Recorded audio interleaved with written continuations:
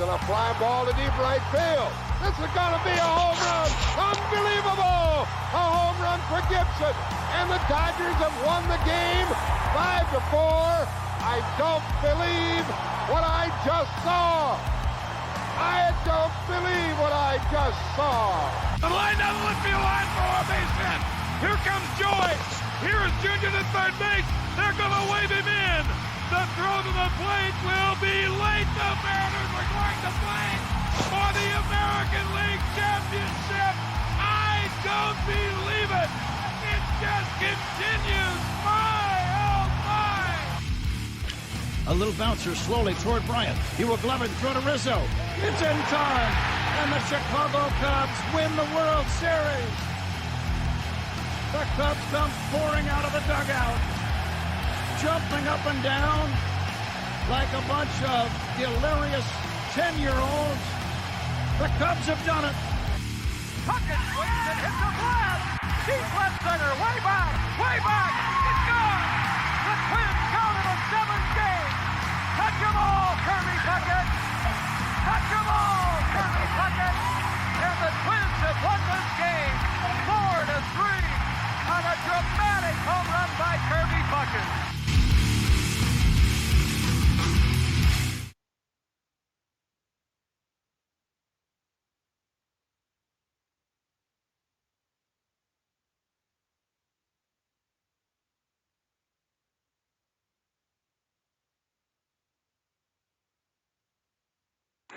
What's up?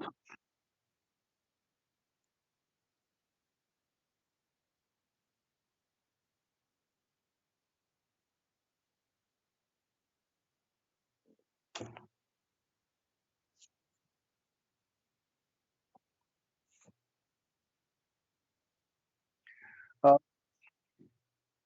any topic I want to talk about? I guess let's start with the big one. Oakland A's letting Major League Baseball.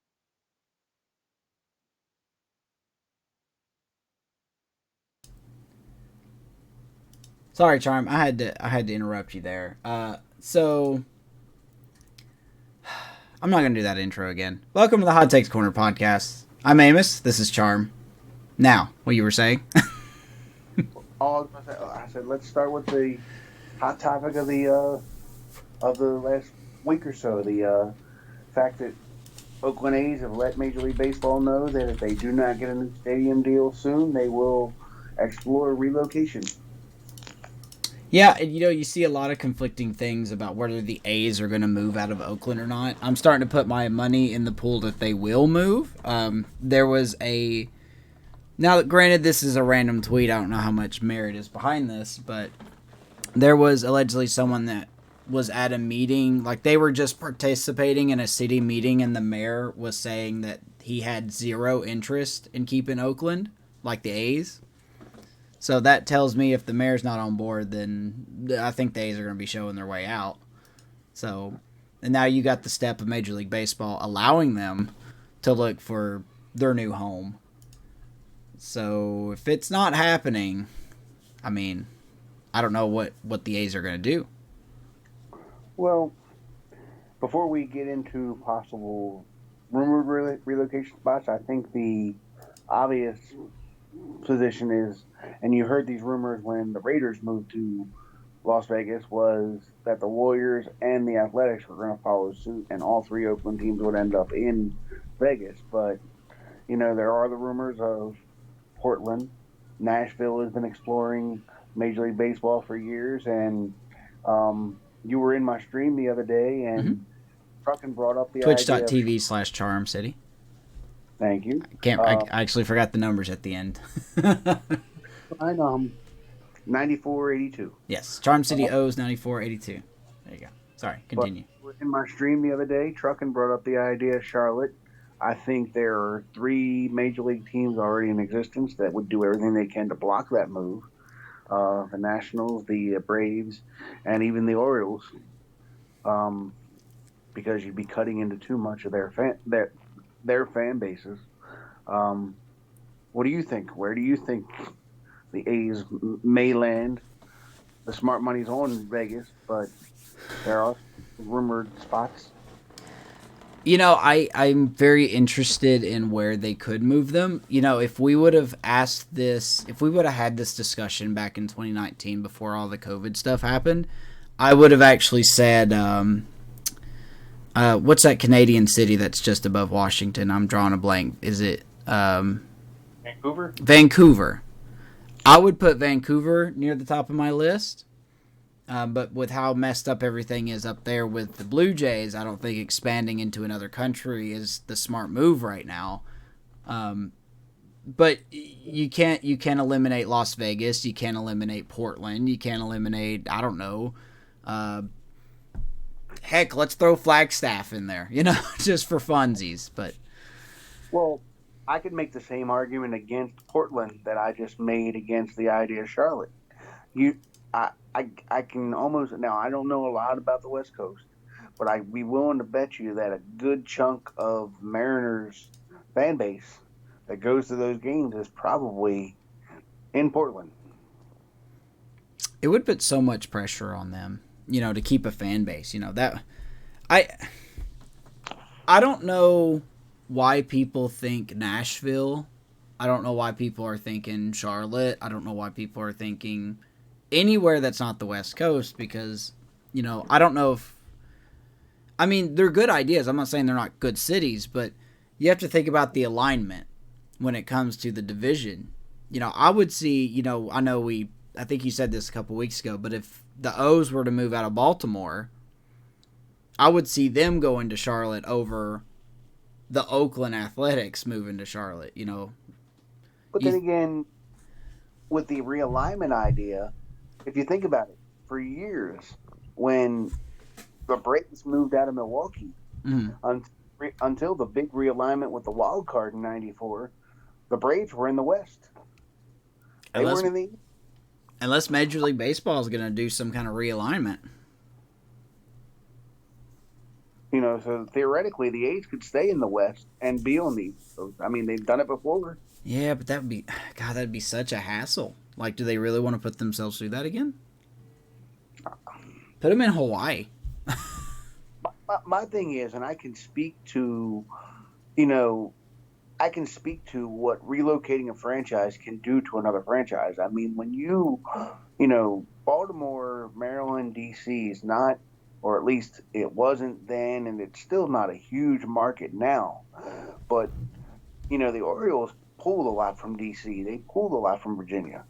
When Major League Baseball moved the Expos to D.C., they cut off a lot of the Orioles fan base. Now, the Orioles haven't helped themselves with not putting a competitive team on the field.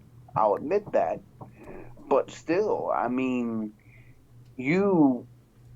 this isn't California. This isn't New York.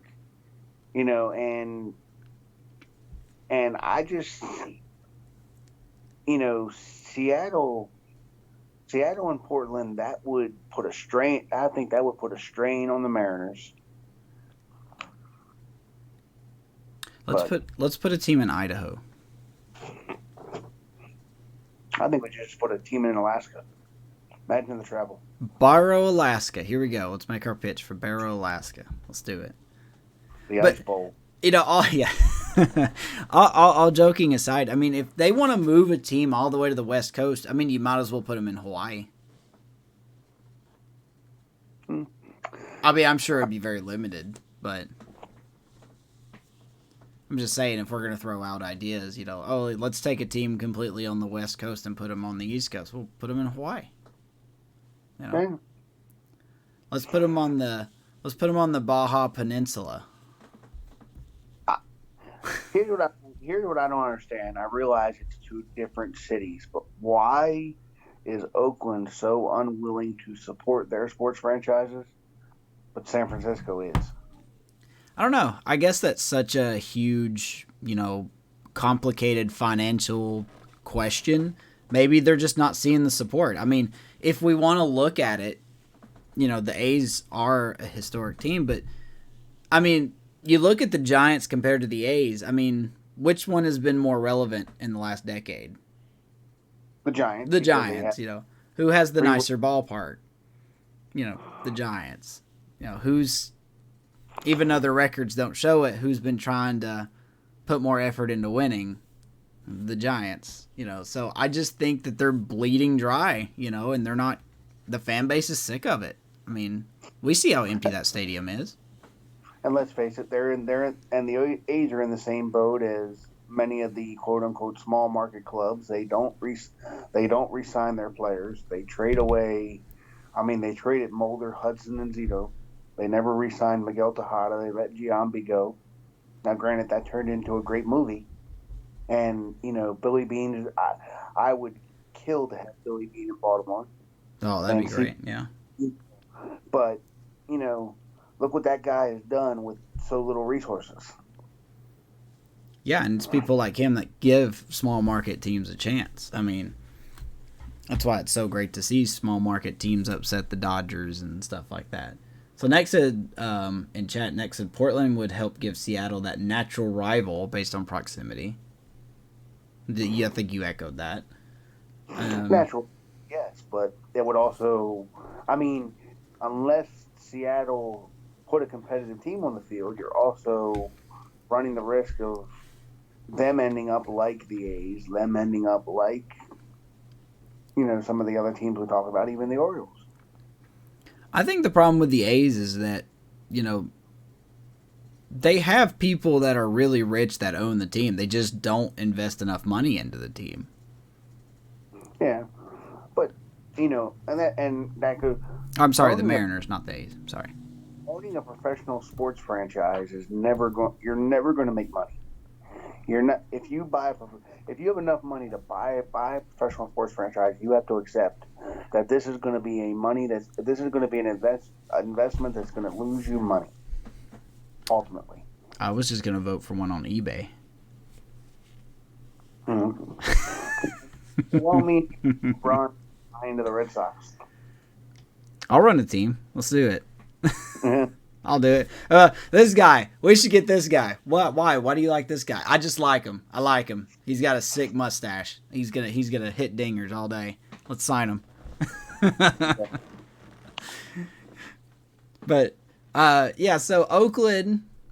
Statement by Major League Baseball. I want to read this real quick. This is just from the Major League Baseball office. And it says, quote, MLB is concerned with the rate of progress on the A's new ballpark effort with local officials and other stakeholders in Oakland.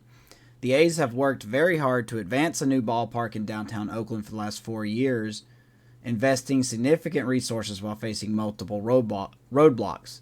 I'm going to pause it right there because I remember back in 2019, they actually had, oh man, I can't remember the guy's name. I think he was the GM or he was the owner. I can't remember who it was, but he was talking about the ballpark and how much positive news that they've been building with the city of Oakland to get this ballpark built, in the early stages of building. So I guess that hasn't worked out very well. Going back to this quote real quick.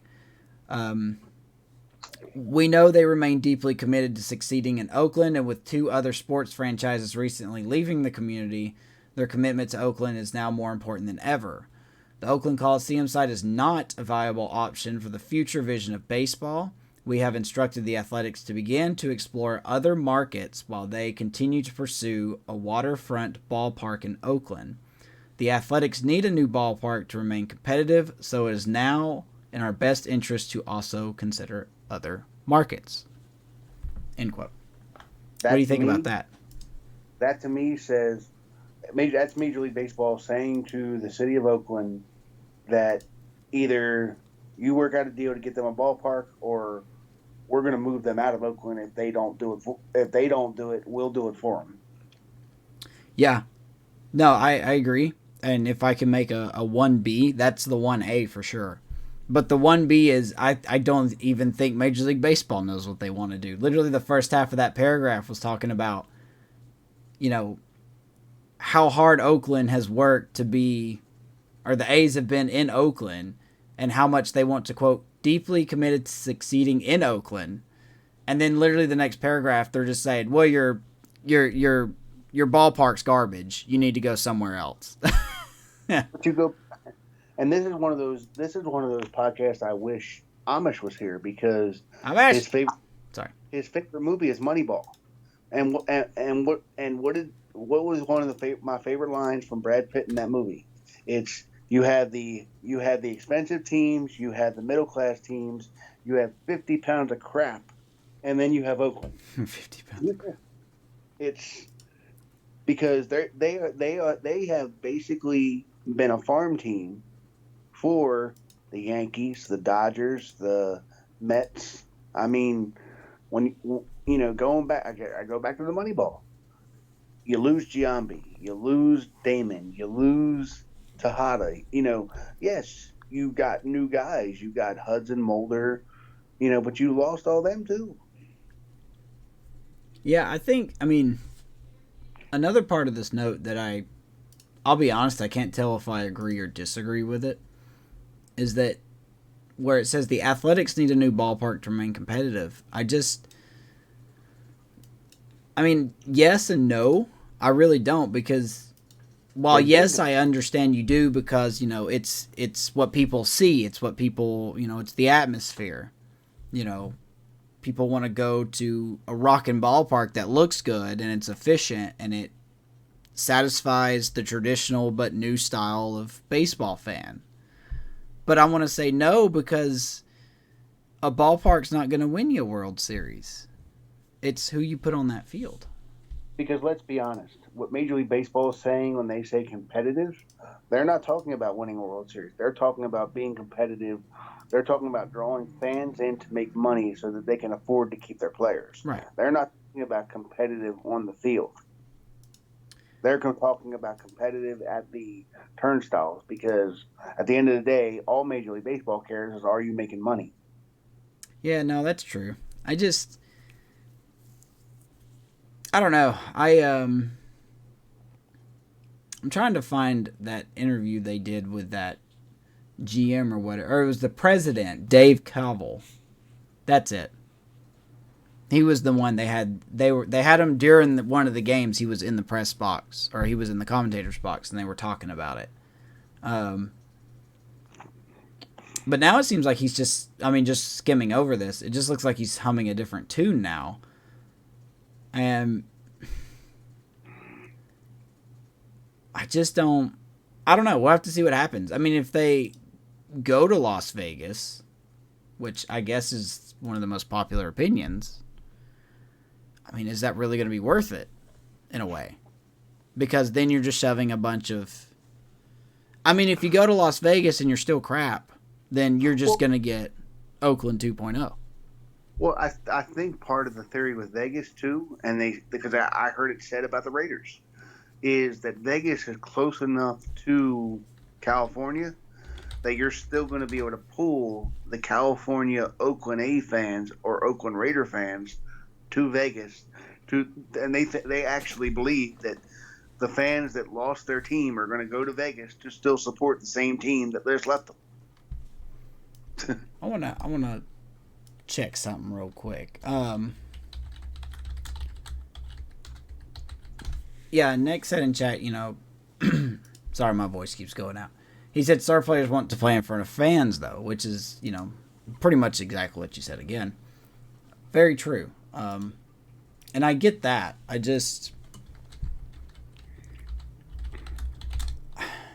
don't know exactly where I'm going with this, but we look at Detroit now when they were competing. I was looking up the population of Oakland and Las Vegas to see how much of a difference there was. So we're looking at 2019, the population of, and this is just the general area of Oakland. I'm just going to round it off, 425,000 people. And then the population of Las Vegas, once again rounded off, 634,700.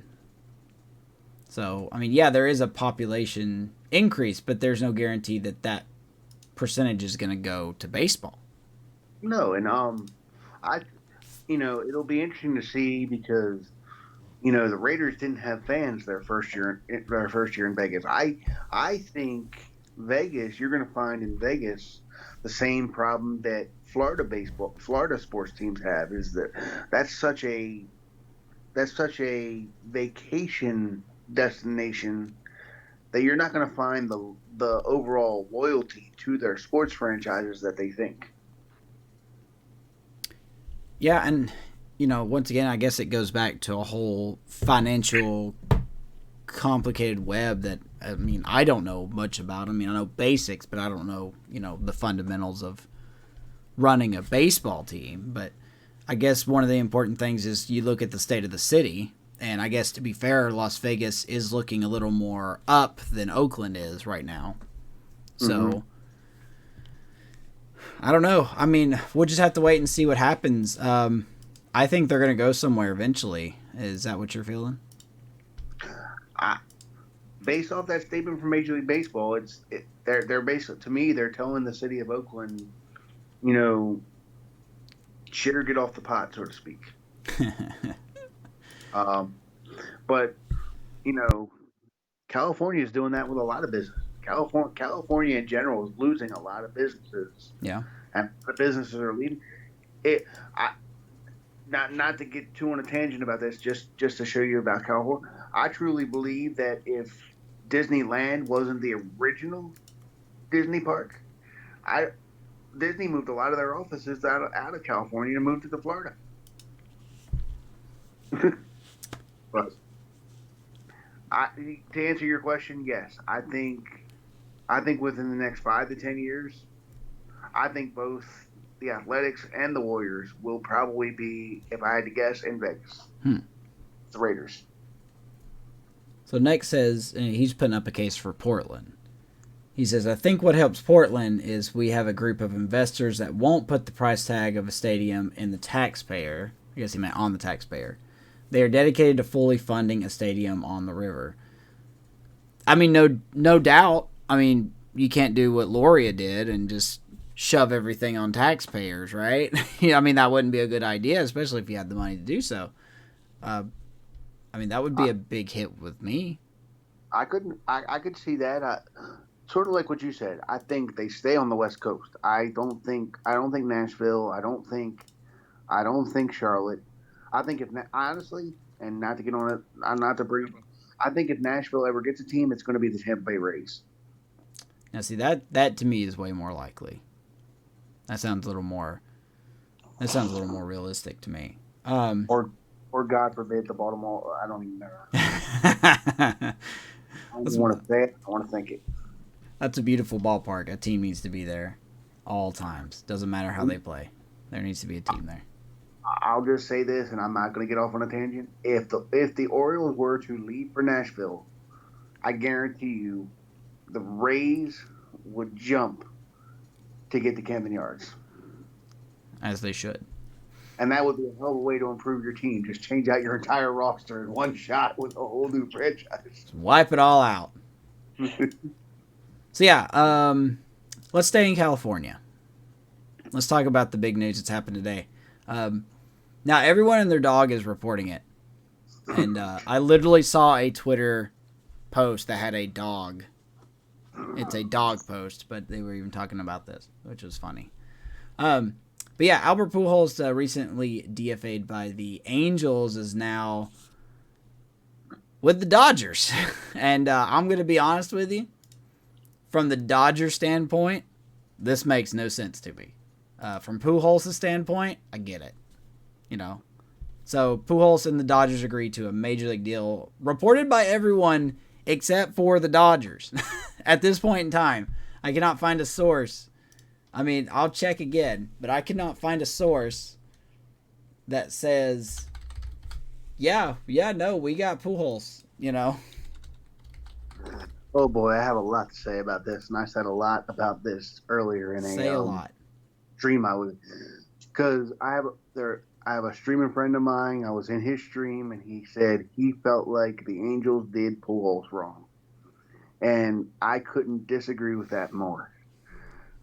When you own a professional sports franchise, your job is to put the most competitive team on the field, and the bottom line is Albert Pujols is a shell of himself.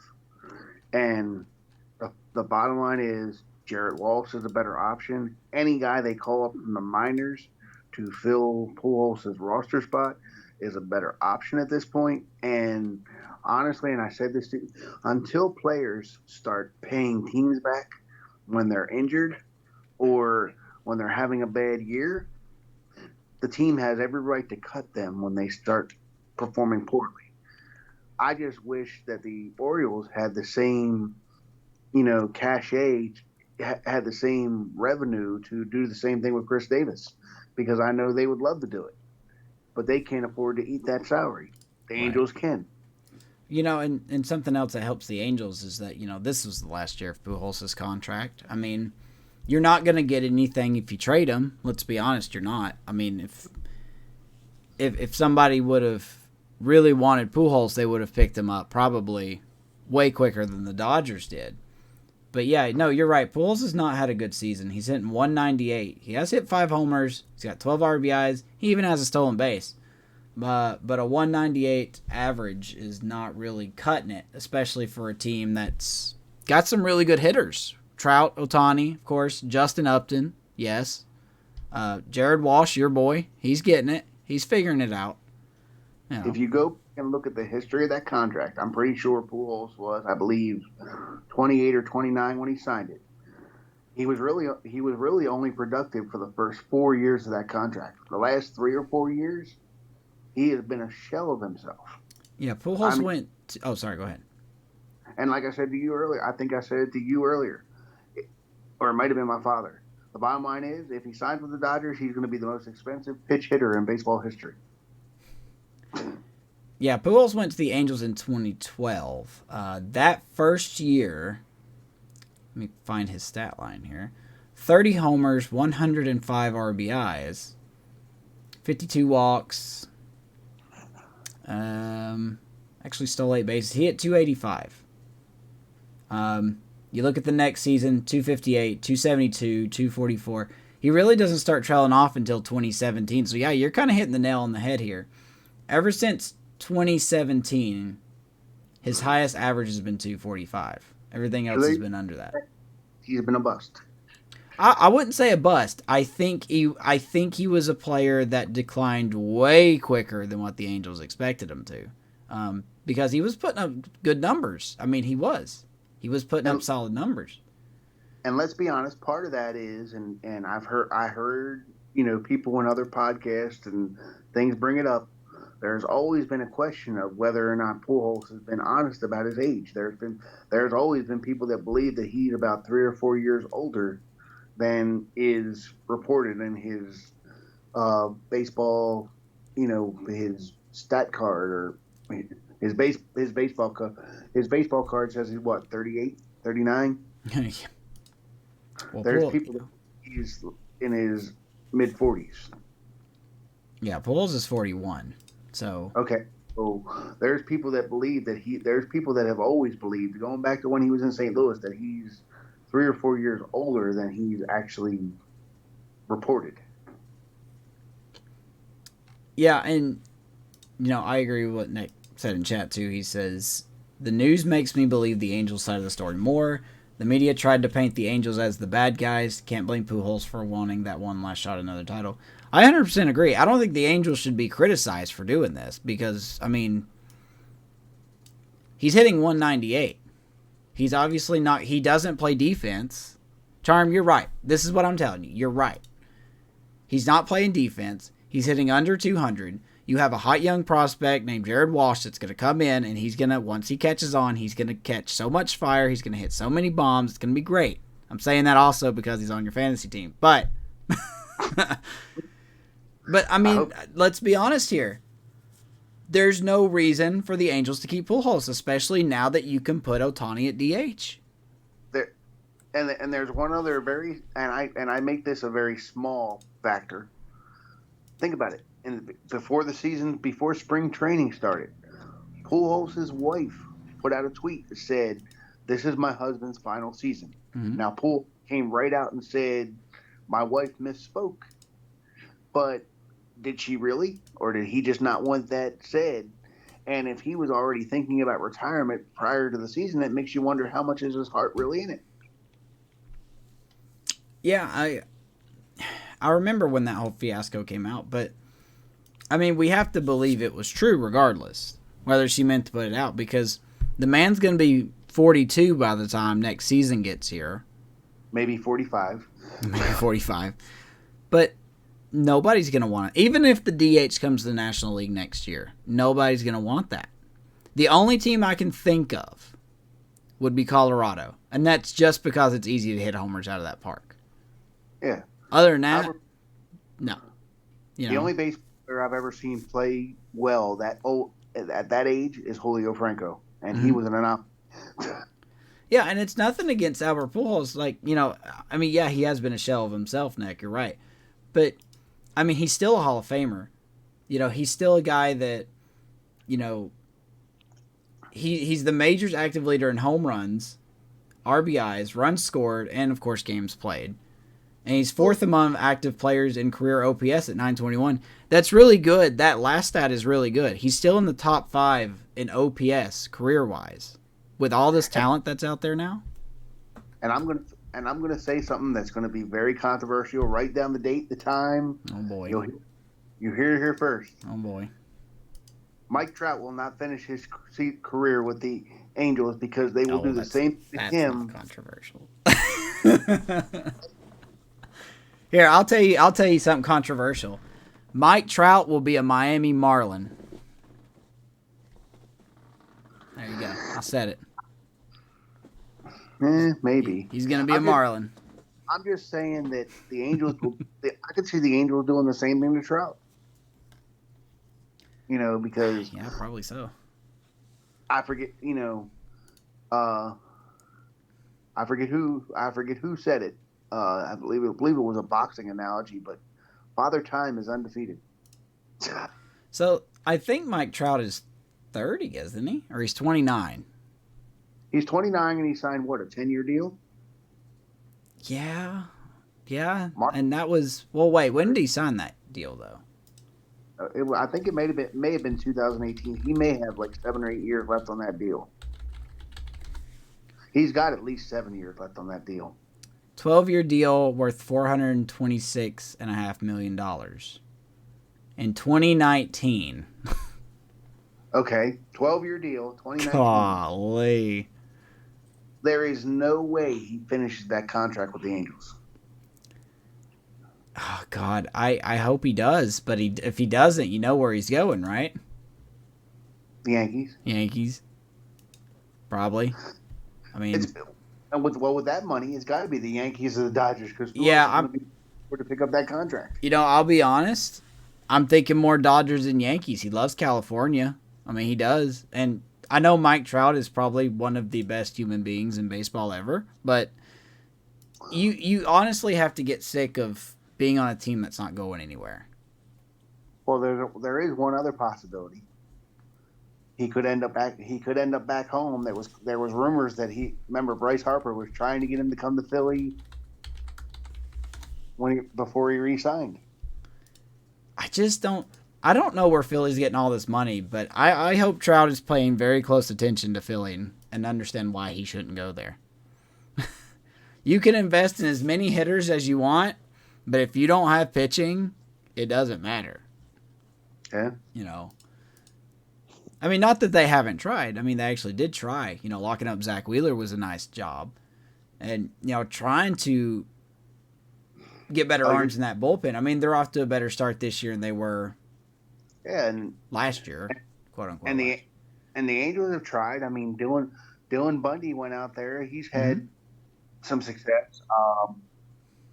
Sadly, we all know what happened with Tyler Skaggs. May he rest in peace. Mm-hmm. Andrew Haney looks like he's hit or miss. He can look like a Cy Young winner one game and look like he belongs in the minors next. Yeah, I just, I'm looking at the Angels now. They've given up 200 runs already this season, and I'm looking here, and I believe they're the only team. No, I'm sorry. So them, Colorado, and Arizona have all given up 200 runs this season already.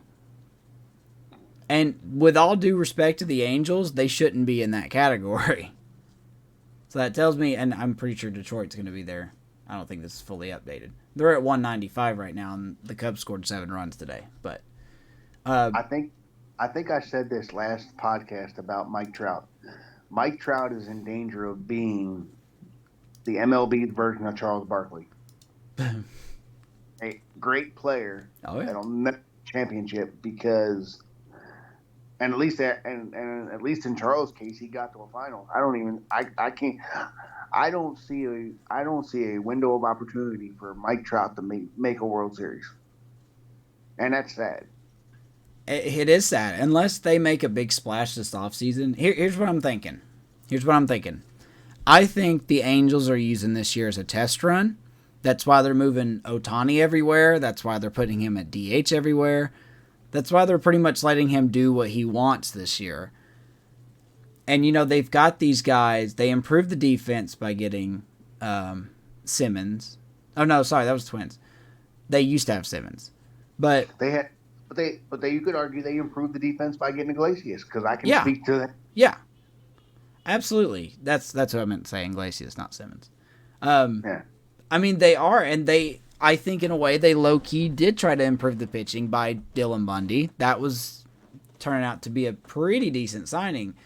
But it's just not enough. If you want to go for it all, you can't just low-key go for stuff. You got to go for it, Yeah, Dylan Bundy on a playoff team is a good number 2 or 3 starter. He cannot be your ace going against the Garrett Coles, I would say Justin Verlanders, but he's hurt. But you get that kind of pitcher. Trying to find where the Angels are at. The Angels. Wow, this is ironic. Okay.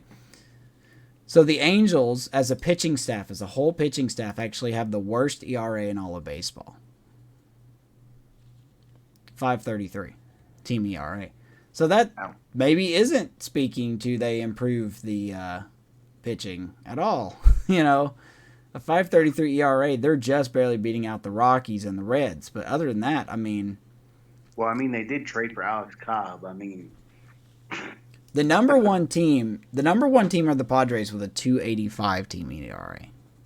That's ridiculous. And we talk. We've been talking about Pujols. We're talking about Trout now. That's why I worry about these.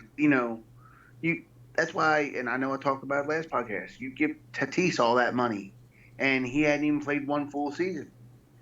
And you really think he's going to be worth all that money for 12 years? He's already having injury problems. Yeah, I've always been a little nervous about these mega deals that teams get. I understand why they're doing it. I understand why Bryce Harper gets one. I understand why Trout gets one. I understand why Tatis gets one. But these mega deals are such a risk. If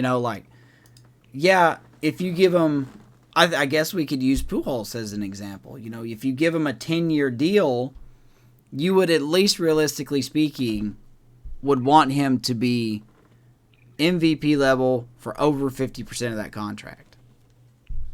And you're not going to get it. Pujols was good for what, 4 years of that 10-year contract? Yeah, according to this, yeah. Garrett 2 seasons Cole, he went over 100. Yeah, Garrett Cole is going to hit a wall about halfway through his contract with the Yankees. I can tell you when Garrett Cole's going to hit his wall. You ready to hear this? He's going to hit his wall when the Wander Francos come up. And I'm not talking about just Wander Franco. I'm talking about those guys in his group. It seems like baseball is always in a back and forth. You've got superior hitters over pitchers, then you got superior pitchers over hitters, and it just goes back and forth, Yeah. Look at Jared Kelenic today. He hit his first home run. Yeah, buddy. Congrats to Kelenic. But yep. I just don't.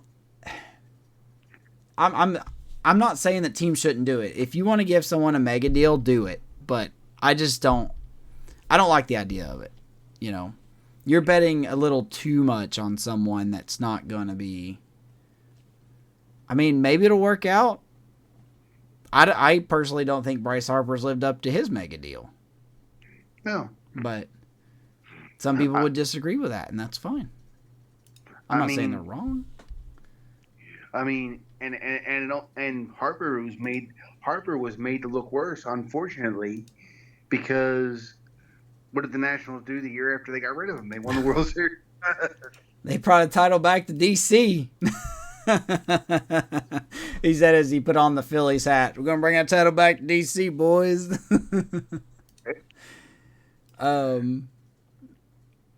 Yeah, so okay, outside of Trout, Ohtani, Rendon, and Walsh, the Angels don't even have average hitters. I'll have to pull up their I don't agree with that, only because they do have two guys, and granted, they're Joe Adele and Brandon Marsh. I mean, even then, that's 5 of your rotation. I mean, that's 5 of your lineup.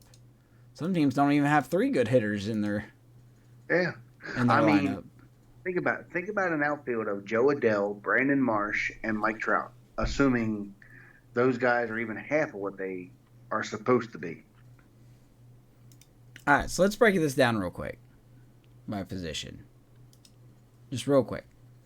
For the Angels, you're looking at catcher. There's nobody at catcher. Max Stassi, Kurt Suzuki, and Drew Butera. Really nobody that's going to be like, oh, yeah, now it's getting real. No. Mm-hmm. So, nothing at catcher. First base, Jared Walsh. I mean, do we really need to talk about him? I'd rate Jared Walsh probably a 6.5 to a 7 out of 10. I mean, after 129 at bats, he's still hitting 326. I think he's doing pretty darn well. 6 out of 10. Second base, David Fletcher. He's hitting 250. Not great, not bad. Great. Pretty sure he's a. Sorry, go ahead. I was just going to say, great contact hitter, great glove, solid player. That's what I was going to say. He seems like more of a contact guy. Like, he's got no homers, he's got 13 RBIs, 2 stolen bases. I mean, 250 is not terrible. I mean, it could be better, but that's not terrible. You got Anthony Rendon at third. Of course, he's been hurt half the year already, so. Overpaid. To be determined. I want to see how he finishes out the season. I mean, he's hitting 262. 65 at bats, like I said. I think we ought to put a little asterisk next to him for now because we just haven't seen him play a lot of games. What did he do last year? Last year, because remember, all you gotta do is take. They say that all you gotta do is take their stats and multiply it by 2.7, and that's what they would have done in a. Do you mean 2020 last year or 2019? You talking about a full season? Do 2020 and then multiply that by 2.7. Okay, so in 2020, he hit 286 with 9 homers, 31 RBIs. So, okay, so let's round it up. You got to do math. 9 RBIs, or 88 RBIs, and how many homers? He hit 9 in 2020. So we'll say 25 homers, 88 RBIs. Rough. I mean, that's not terrible. No. I mean, that's not where you want him, but that's not terrible. I would take 25 home runs for a third baseman at 30 years old. No. I mean, yeah, because you got to remember, at least growing up, now, stats have changed a little bit, but to me, the benchmark of a great statistical season was a 300 batting average, 30 home runs, and 100 RBIs. That was the benchmark in the late 80s, early 90s, and into the late 90s. But then steroid era, and it became 40, 50 home run.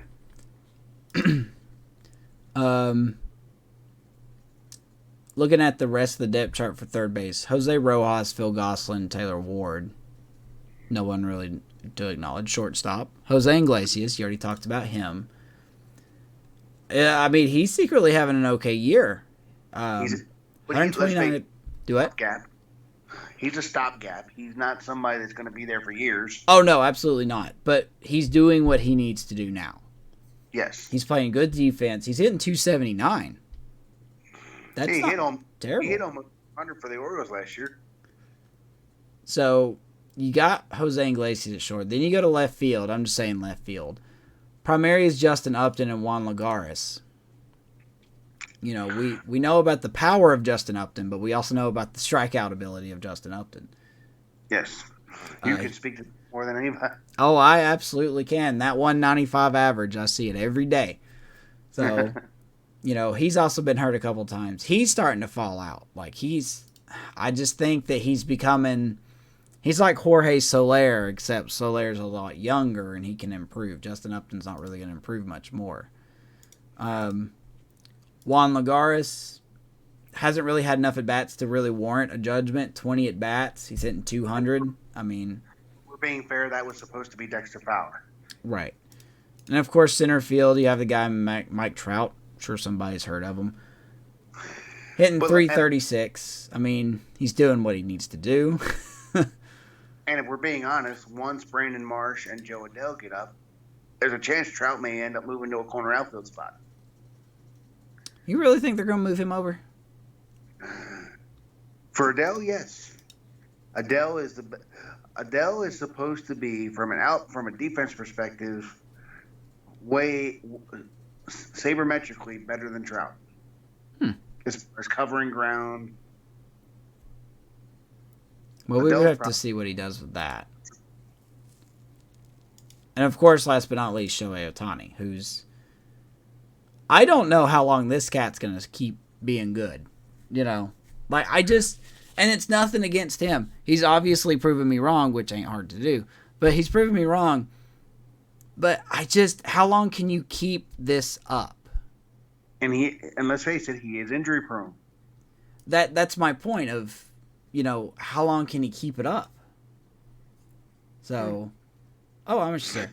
I guess you're talking about Justin Upton by age 35, maybe. I don't think Justin Upton's going to get a lot better.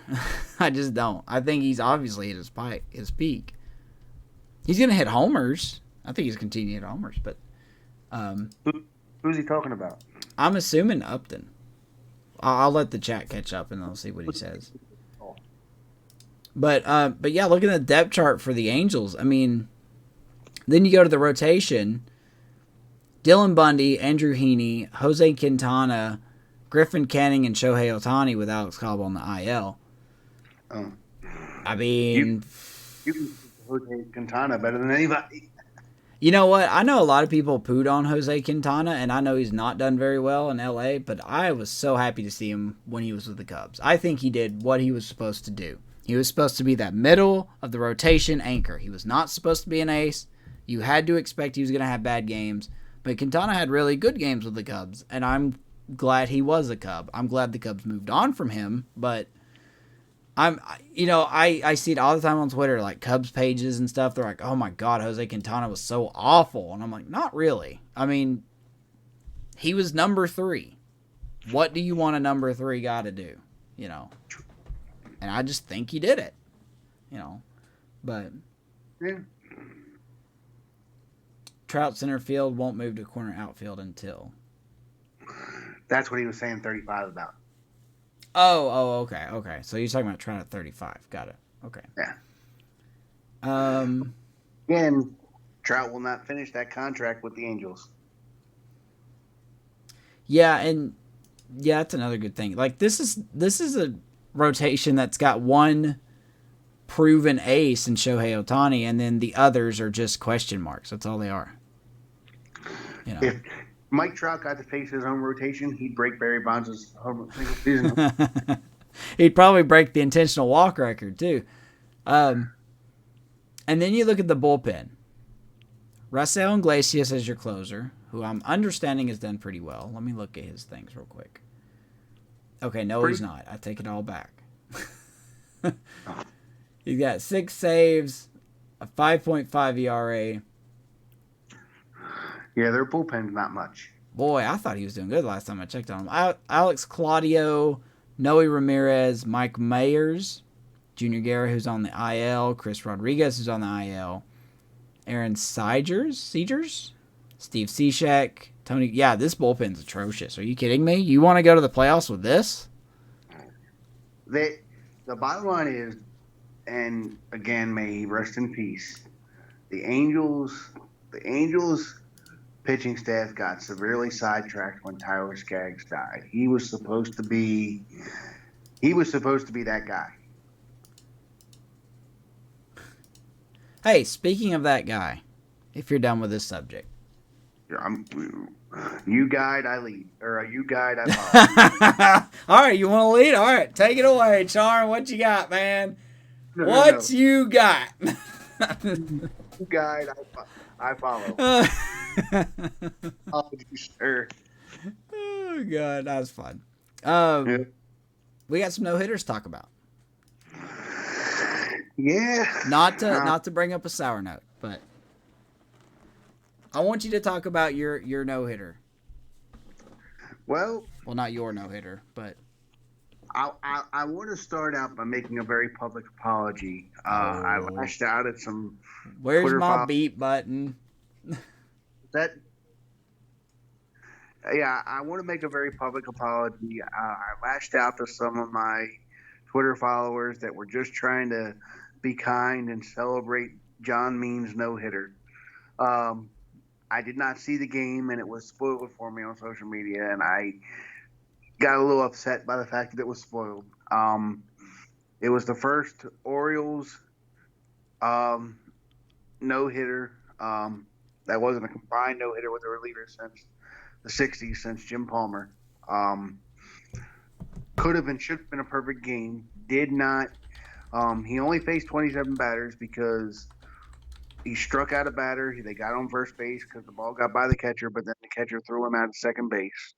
So he did only face 27 hitters. I said, you asked me to talk about John Means a little bit when we were talking about the Orioles last podcast. He reminds me a lot of a very young, unpolished Tom Glavine. And I'm not just saying that because he's left-handed and he wears 47. He just, and the fantasy baseball podcast that I listen to supposedly, and I haven't seen this because I'm not a StatCast nerd, but apparently his changeup is rated as the best changeup in the game right now. For starters, or they didn't differentiate starters or relievers. They said as far as spin rate and effectiveness, John Means has the most effective changeup in baseball right now. Well, I'm glad you said that because,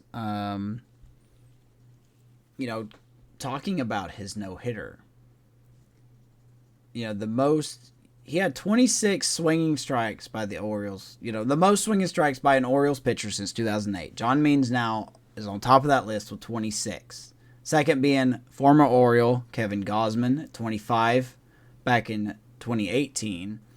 Of course, Dylan Bundy at 24. I cannot pronounce that guy's name. Asher that guy. Back in 2019. And then you look at the changeup, which is what you just said. Most single-game swinging strikes on changeups. John Means had 14 in that game, swinging strikes. He beat out Corey Kluber, Lucas Giolito, Lance McCullers, and heck, he even has the 5th spot when he pitched a game this season, actually, on April 30th in Oakland. That's when Oakland was there in Baltimore. He had 11 swing and misses on his changeup alone. So, yeah, maybe he does have one of the best changeups in the game. I was a little upset with Pedro Severino at first. I was like, how could you cost him a perfect game? But John Means, to his credit, in the post game, did not take shots at Pedro. He said he was thankful for calling a good game. But man, that perfect game would have been nice.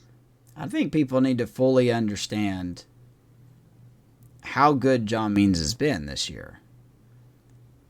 Most in the zone swing and misses by all the pitches of the season. John Means is number 1 with 77. Number 2 is Jacob deGrom, 65. It's pretty good. And this is a guy that was thinking about leaving baseball before the Orioles gave him a chance, and he ended up an all-star for us in 2019.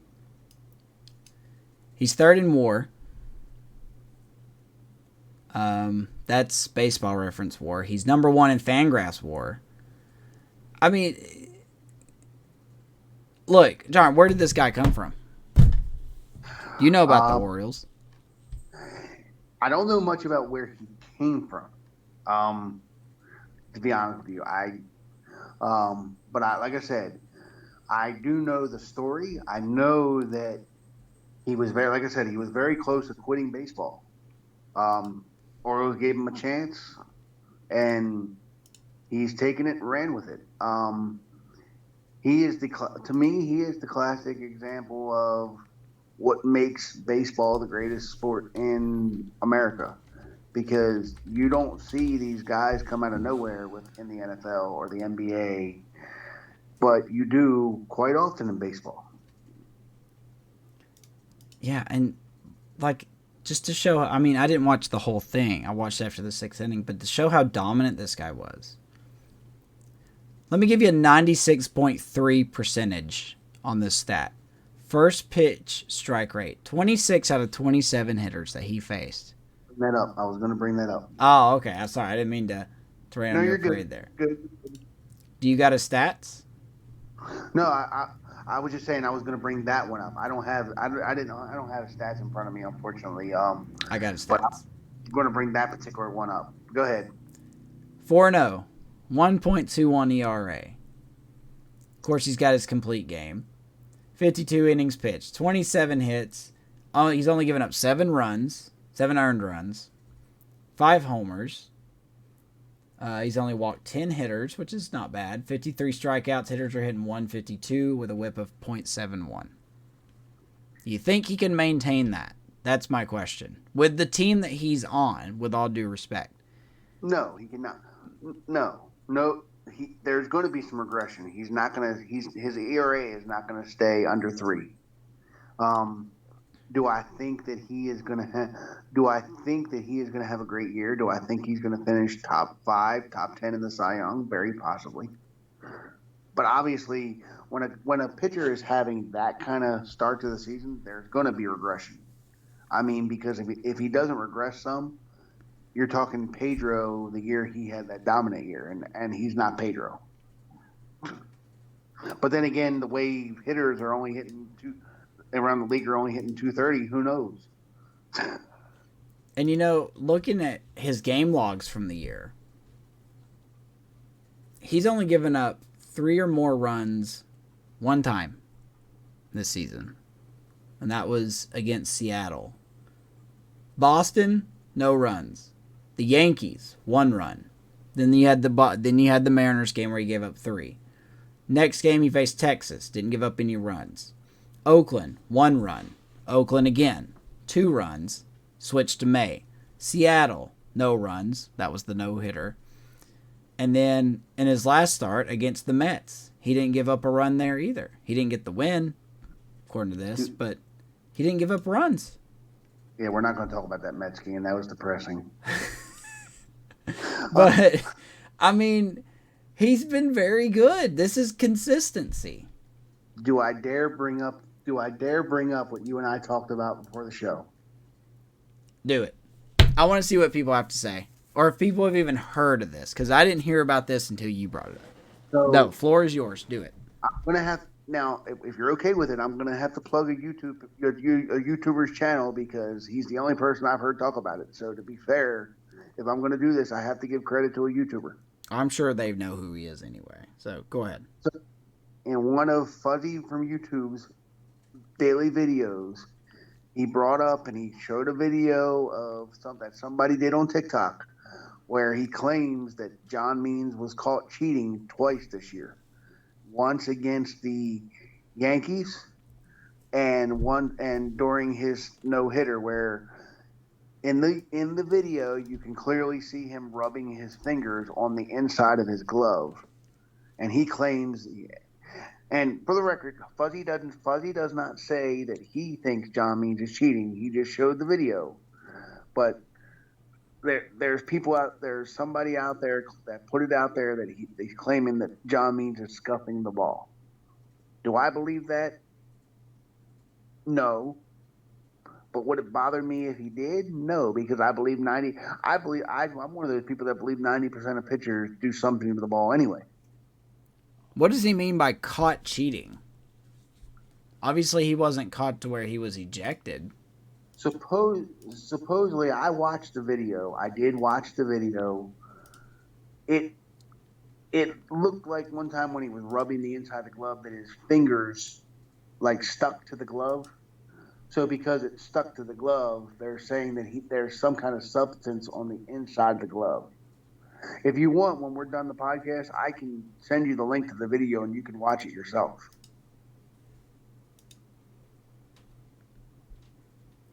Yeah, I mean,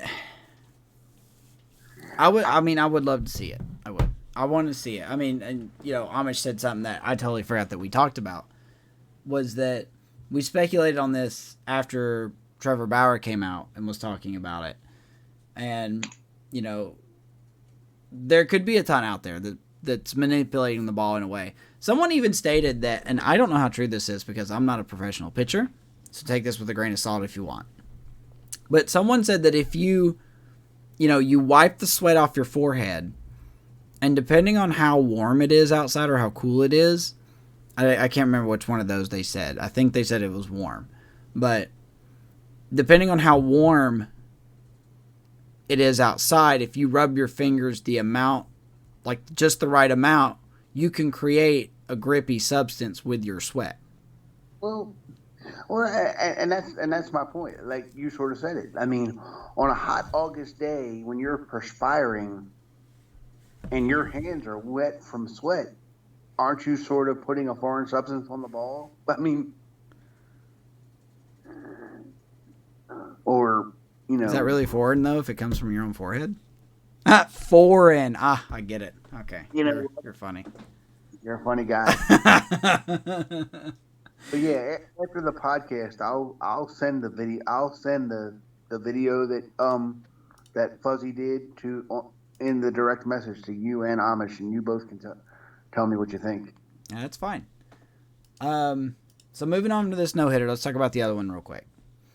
May 7th, Wade Miley versus the Cleveland Indians, which poor Cleveland Indians, they've been no-hit twice this year. Wade Miley with the no-hitter, struck out 8, walked a guy. No perfect game, but it was another no-hitter. And, Wade Miley has been one of those pitchers. I'm going to try to articulate this the best I can. He's a good pitcher when he feels like it. Well, the way I would put that is there's two versions of Wade Miley. There's really, really good or really, really bad with no in between.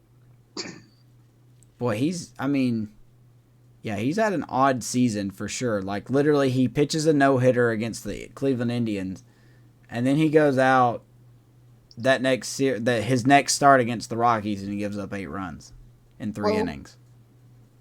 Let's just talk about the no-hitter in general. I mean, if you count the Madison Bumgarner, you've had 5 in a month and a half. You've had 5 no-hitters. When growing up, you were lucky if you had 2 or 3 in a season. Is this a symptom of what Major League Baseball did to the ball? Is that why the batting averages are down so much? Is that, or is it just the 3 outcomes that, we talked about, the strikeout, the walk, or the home run, that, hitters just are not, has the approach to hitting gotten so bad? Yes. That the strikeout, the 3 outcomes are going to result in more no-hitters because players don't shorten up. Players don't want to get a base hit. They want that home run. Well, here's what I think it is, and I think you're right.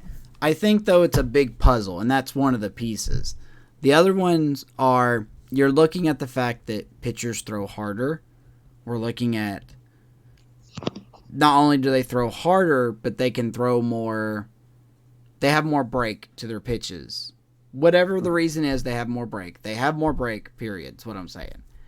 Yeah. You combine that with how heavily analytical everyone is. And then you time that with, you have an increase in speed, you have an increase of movement, but not an increase in distance. So I just think it's a bad combination, and now we're seeing the one extreme. That's why the league average is what, 234, 230. What did we say it was? 235, somewhere along in there. It's the lowest it's been since 1968, and then in 1969 they lowered the mound. So here's my question: Major League Baseball freely admitted they deadened the ball. Now they changed the ball, and they even admit they deadened the ball this year. Now, here's an interesting stat for you. There's been less home runs, but exit velocities up around the league. But here's my with the batting average down so low, with strikeouts up. What do they do to the ball? Do they change the ball again next year? And also, do we see an offensive explosion next year because they're like, oh, we'd rather have more offense? Let's do this. Let's put the ball that we had last year back, and let's move the mound back. Let's see it. If we're gonna go all out, let's see it. You know. The mound. I can't hear you. Your audio is a little choppy. I said no. Let's not move the mound. So It's been 50 feet 6 inches for the entire history of baseball. That's not good. let's raise the mound so high that you're gonna have to take steps to get to it. I'm just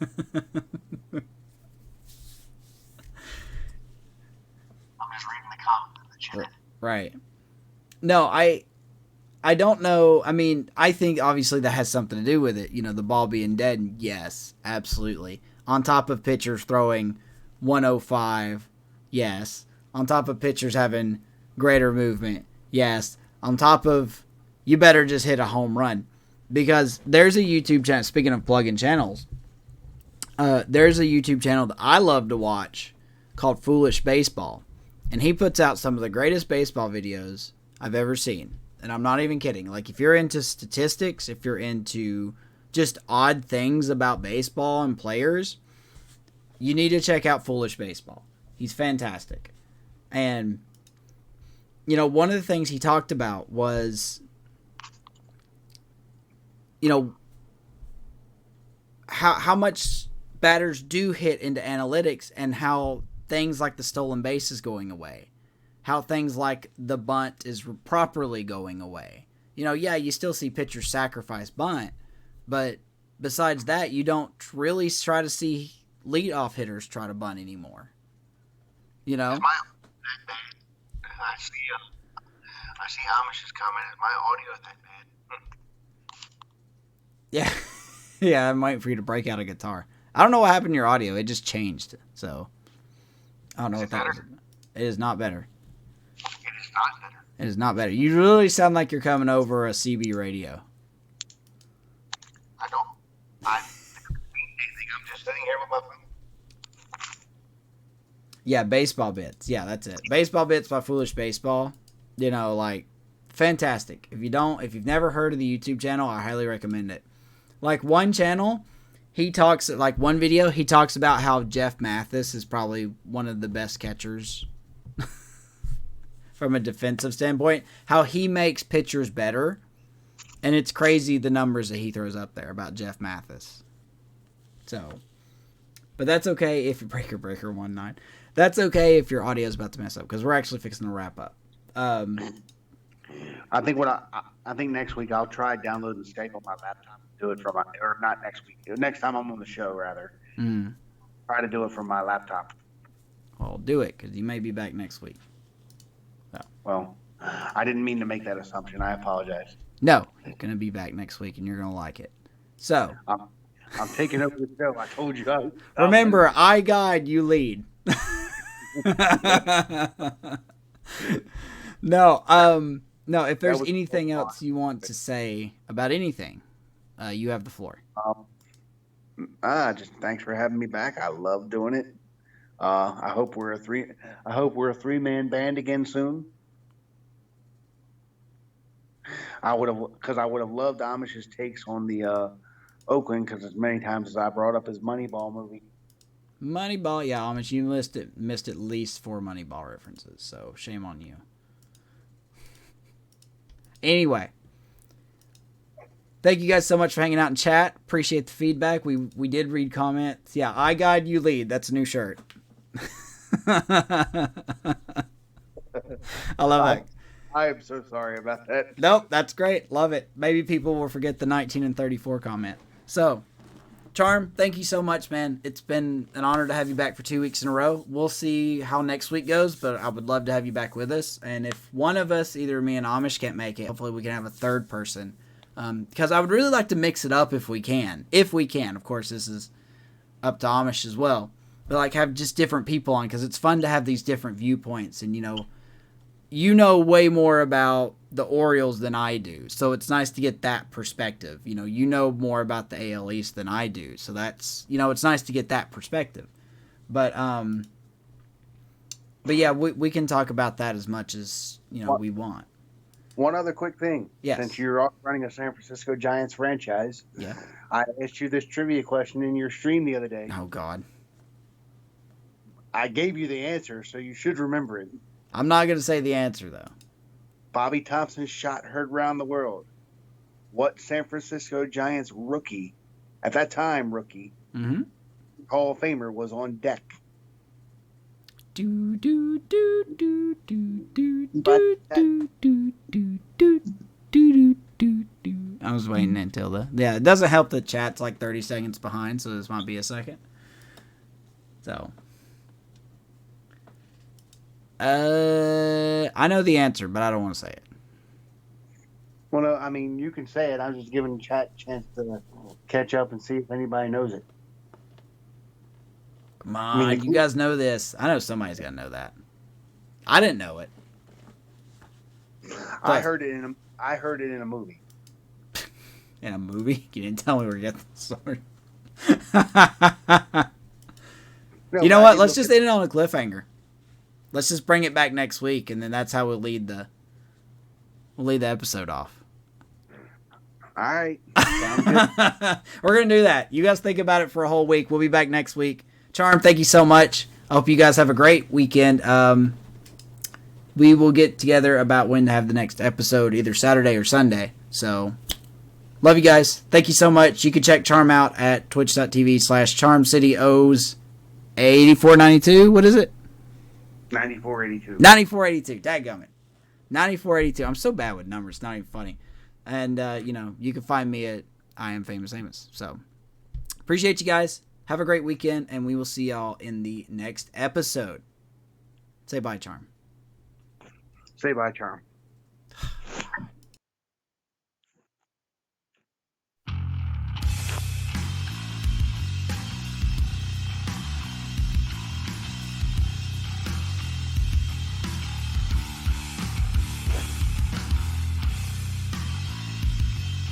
You still there?